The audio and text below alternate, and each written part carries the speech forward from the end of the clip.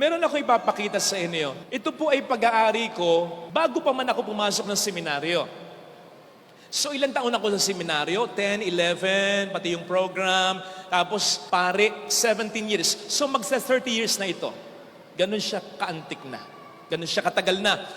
But I must admit, hindi ko madalas malinis. Okay? Hindi ko madalas napapansin. Pero iniingatan ko. Kita nyo naman yung hawak ko. Tapos ilalagay ko yan sa pasimano na sinisigurado ko yung pasimano malaki. Maluwang siya para bumagsak man siya. Doon lang siya babagsak. Hindi sa sahig para mabasag. Iniingatan ko. Okay? Mayroon din akong basurahan. Yung basurahan ko ngayon, kasing edad nito, bago rin ako pumasok ng seminaryo. Basurahan yon, araw-araw may basura yan. So, hindi perfect yung pag-aalaga ko doon. Pero sinisigurado ko, iniingatan ko. Kapag mayroon akong ilalagay na basura, lalong-lalo na yung solid, dahan-dahanin ko yan. Kahit na ilapag kong ganon yan, kahit na isuot ko yung braso kong ganon, wag lang mabasag yung trash can, trash bin. Kapag ako'y nagtatapon ng basura, ako mismo, iniingatan ko, baka mabasag Baka ako pag ibang tao, basta ibagsak. So you see, hindi ko sinilyado ito. Hindi ko sinilyado yung basurahan na isinantabi ko lang. Na aalikabukan, nalalagyan ng basura araw-araw. Pero iningatan ko. Kaya tumagal ng ganito. Kung ganon ang mga bagay, ganon din ang mga mahalagang bagay sa buhay. Take care of things, and these things will last. Same thing can be applied in every relation. You see, walang perpektong relasyon kasi walang perpektong tao. So, bawat relasyon, marupok, madaling mapuputol, madaling masisira. Ganon ang bawat relasyon, okay? Ang tao, marupok ako. Makipagrelasyon ka, ganon ka pa rin karupok. Ganon din karupok ang relasyon ninyo. Pero, kapag iningatan mo, tatagal ang relasyon ninyo. Nandun ang karupukan, hindi mawawala. Hindi magiging perfect. Lagi ang pag-asama. Kasi hindi ka perfect. Hindi ka magaling magluto. May mood swing ka. Kuripot ka. Baka kalimutin ka. Yung anniversary ninyo, nakakalimutan mo. Sumpungin ka. Minsan selosa ka pa. Burara ka. Inexpressive ka. Isama mo na dyan yung pakonti-konti na bisyo. Malakas kang manigarilyo. Kapag umiinom ka, nako, ang problema ng asawa mo, nagpapakalasing kang talaga. Pero, tolerable yan.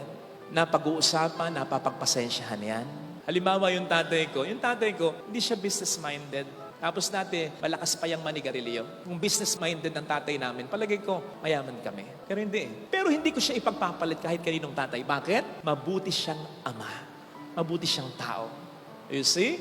Hindi perfect. Pero hindi siya nagko-commit ng major mistake. Ganon din sa bawat relasyon. Napag-uusapan naman, tolerable naman. Pero yung lukohin mo at paulit-ulit mong lukohin, ibang usapan yun. Paulit-ulit mong pagmukhaing tanga.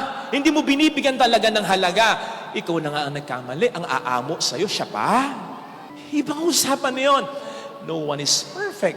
But anyone can avoid committing serious, grave mistake that can break any relationships. Kaya nga, ang mga pen, may eraser Kasi magkakamali ka, erase mo.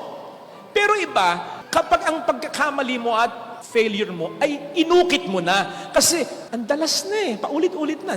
Inukit mo na yung pagkakamali mo. Paano mo erase yung nakaukit? Kaya nga ang phone o kaya ang mga computer may backspace button, press mo. Deleted. Ibang usapan, kung yung mismong computer o telepono sinira mo, paano pa yon? Anong remedyo nun? Walang taong perpekto.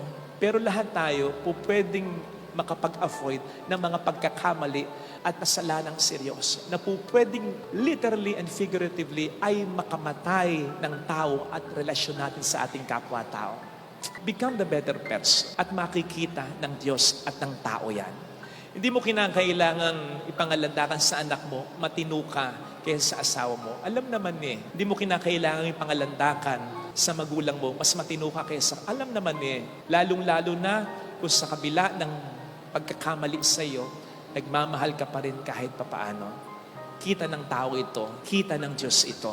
Mga kapatid, ito ang magandang paghahanda, Ingatan natin ang relasyon natin sa Diyos at sa ating kapwa.